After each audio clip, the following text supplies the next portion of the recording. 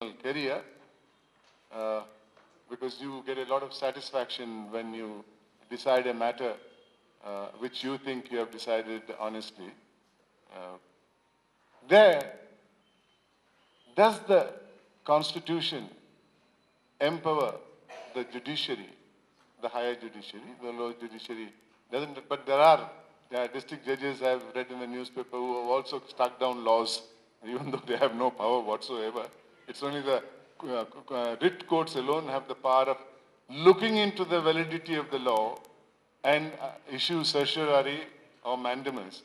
But some of these judges, the moment they are appointed, they think they are Brahaspatis and that's why they are appointed. And the first advice my father gave me was when I became an advocate general, don't ever think that you've been appointed on merit. There are many people much better than you.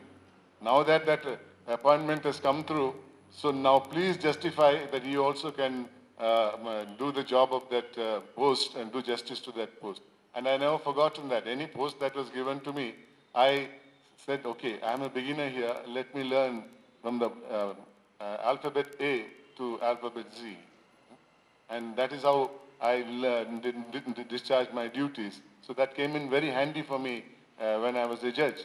My mind was open, and I never said that I knew that law, this law. I never questioned a lawyer, hey, why don't you go to that decision? Why not go to this decision and other things? And no, I never did that.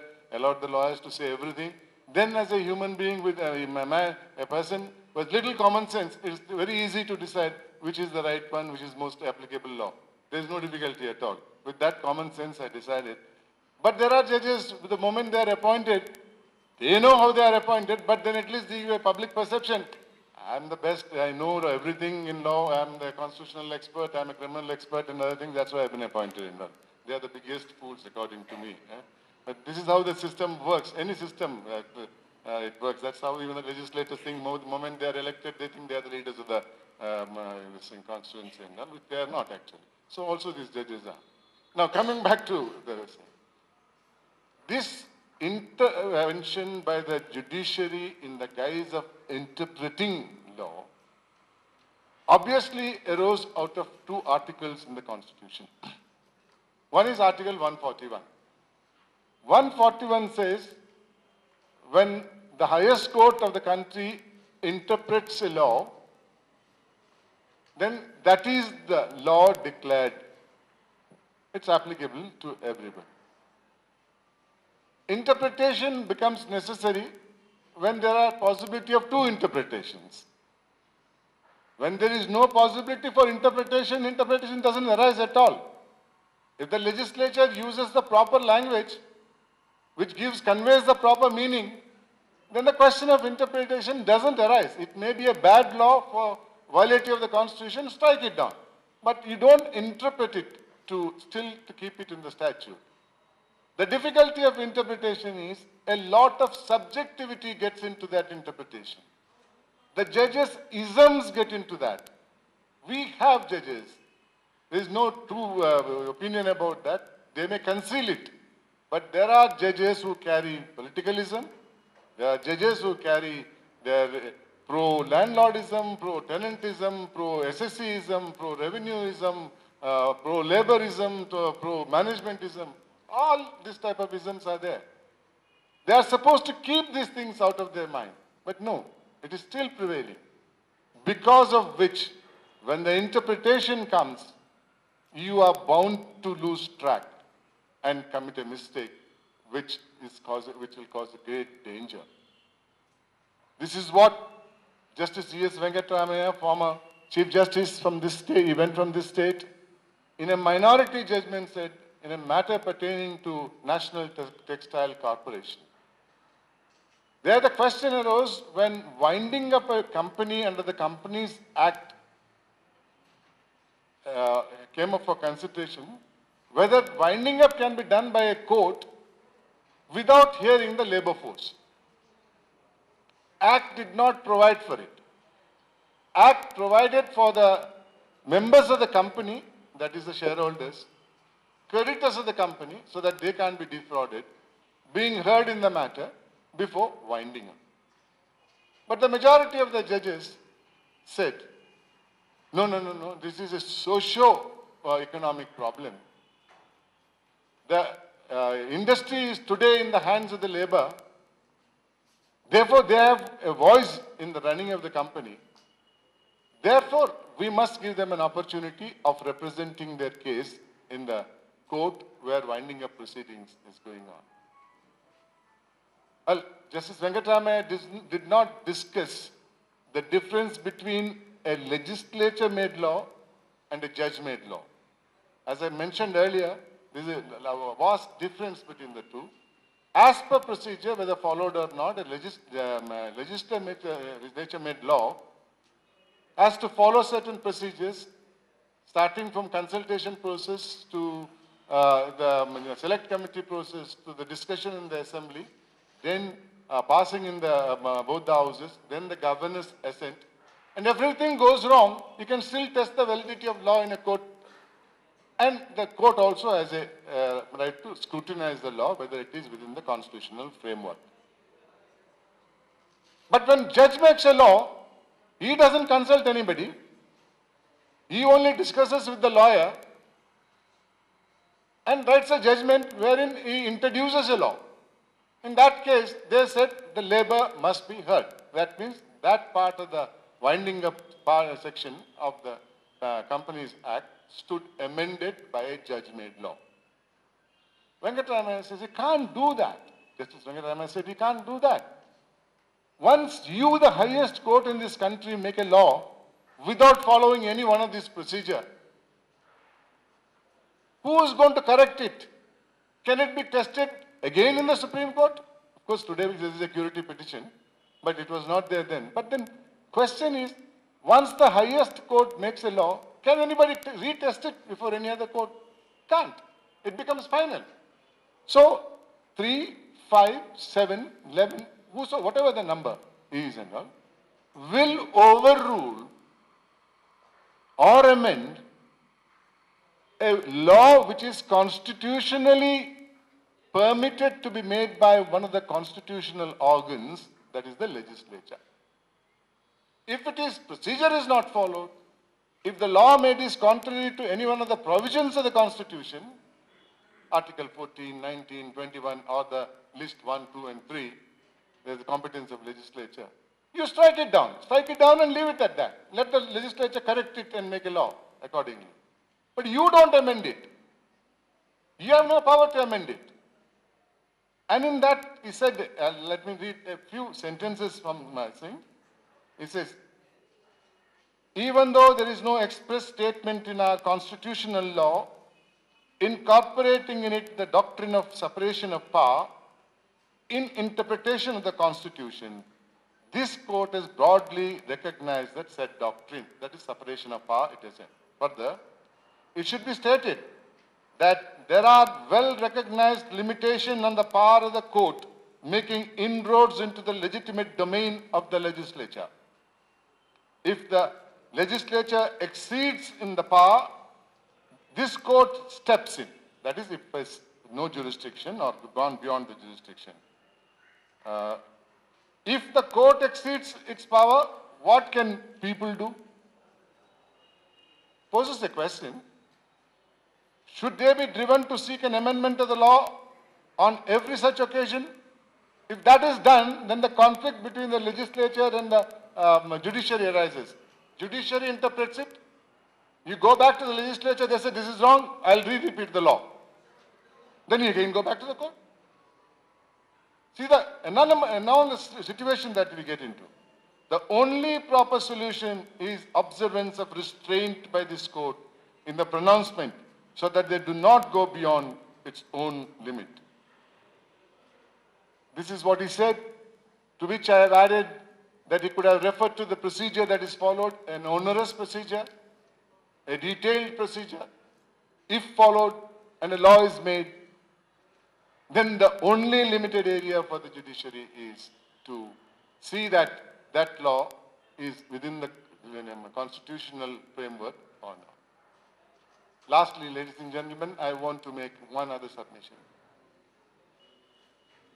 Because of the reality that the legislature works, or discussions in the legislature takes place rather rarely these days.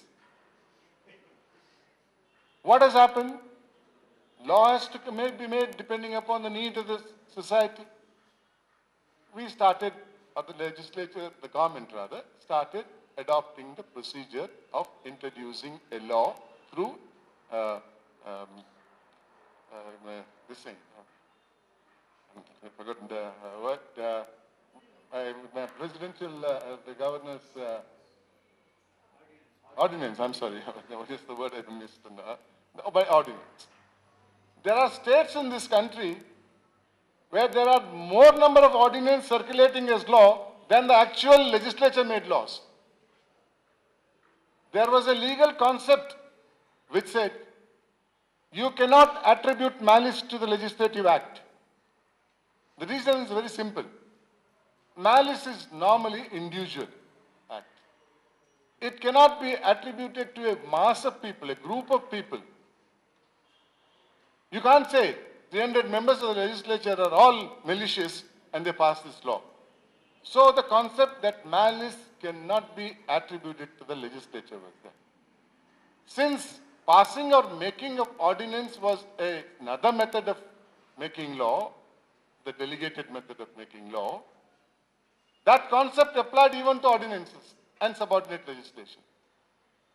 But in Bihar, believe it or not, in one case, the ordinance was repeated more than 14 times.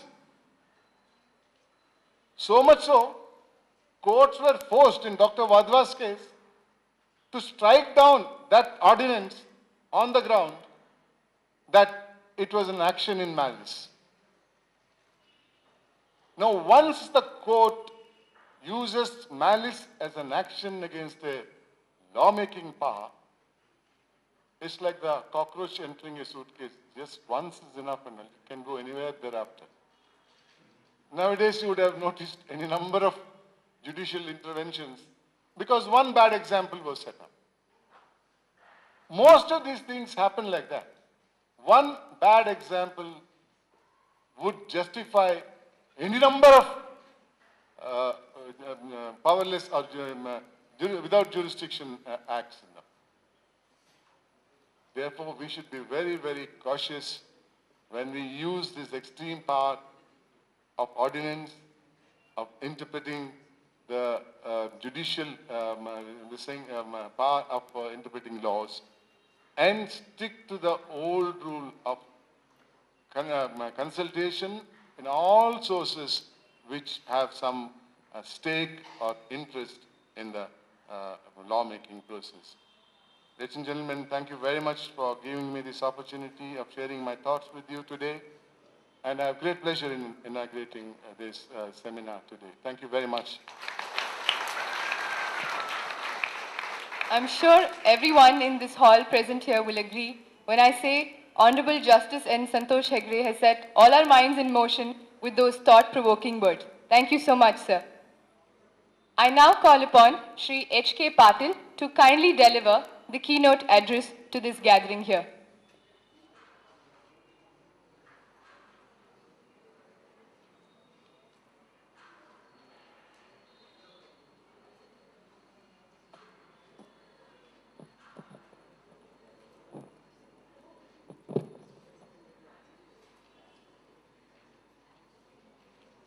Honorable Justice Sri Santosh Hegde ji, a former Judge, Supreme Court of India, and our Lokayukta. Dr. K. M. Hanumantrayappa, Principal and Dean Faculty of Law, Bangalore University. Mr. Dakshinamurthy, Director of Kilpar, Professor Subramanya, Dr. Suresh Nadgaud, Professor J.S. Patil,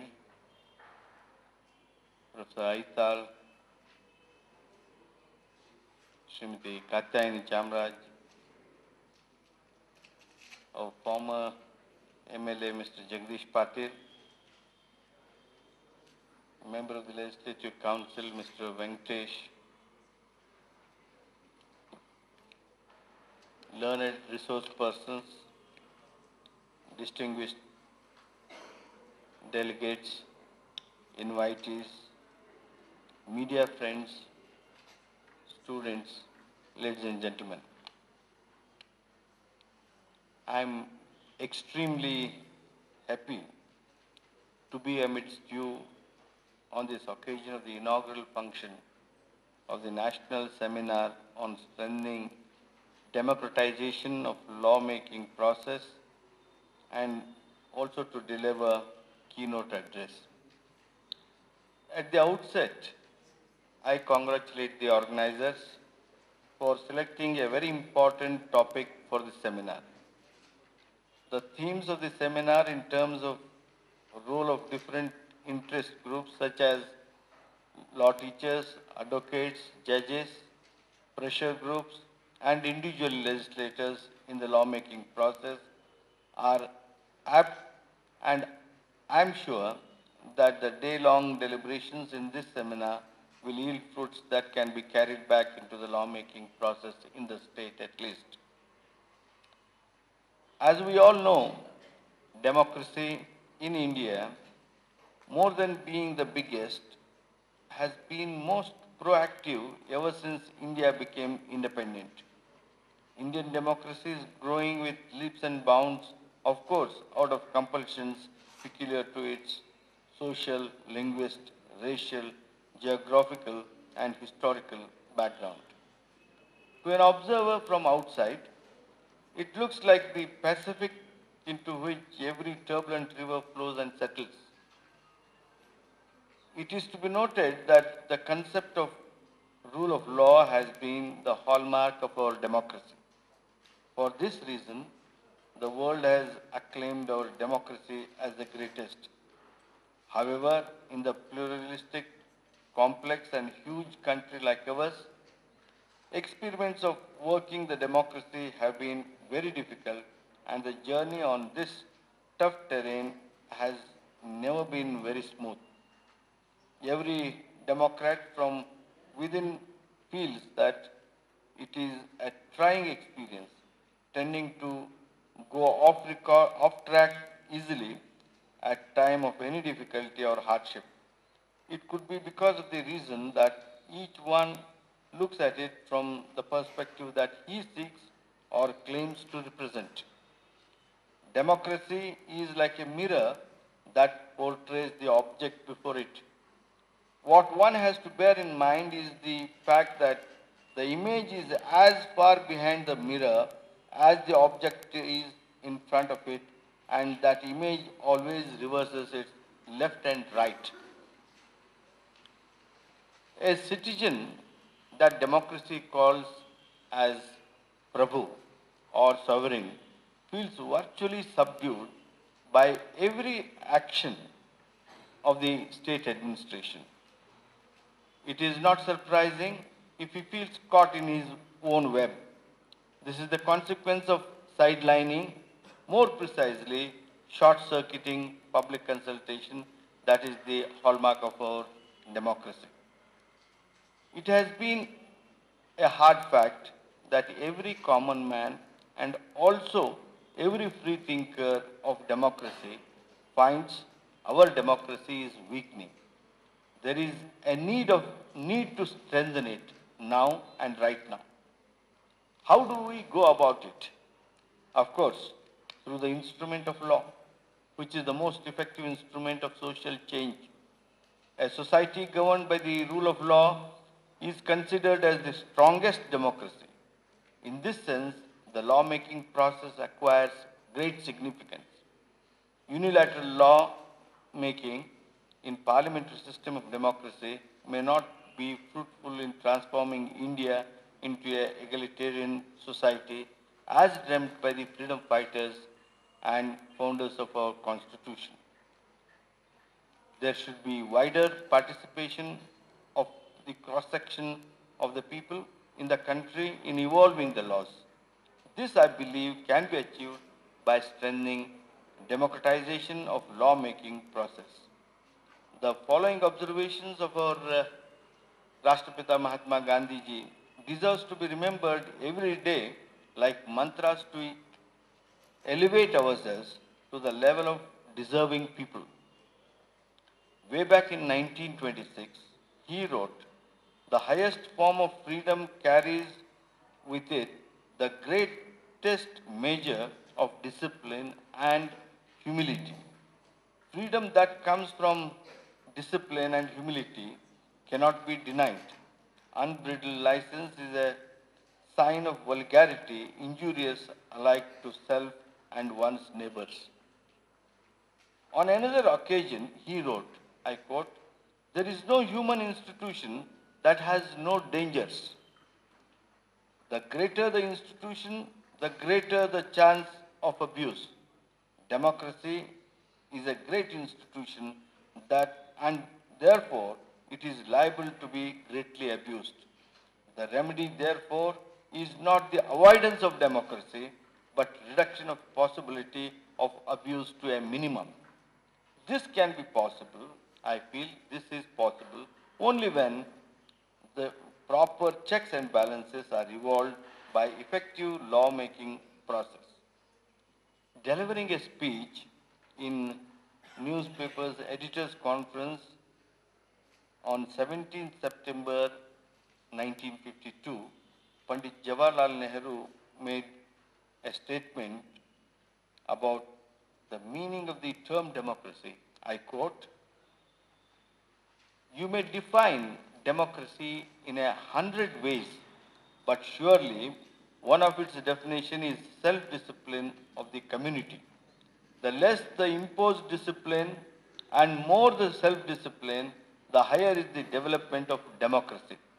Thus, the self-discipline must be ensured even in lawmaking process so as to make it meaningfully democratic." What I mean by strengthening democratization of lawmaking process is involving every section of the public, directly or indirectly affected, and affected or not affected, into the lawmaking process in most disciplined manner. In other words, every individual has a right to participate in this exercise, and the public at large needs to be informed of every thinking and action of the state in the true spirit of democracy. Unfortunately, the law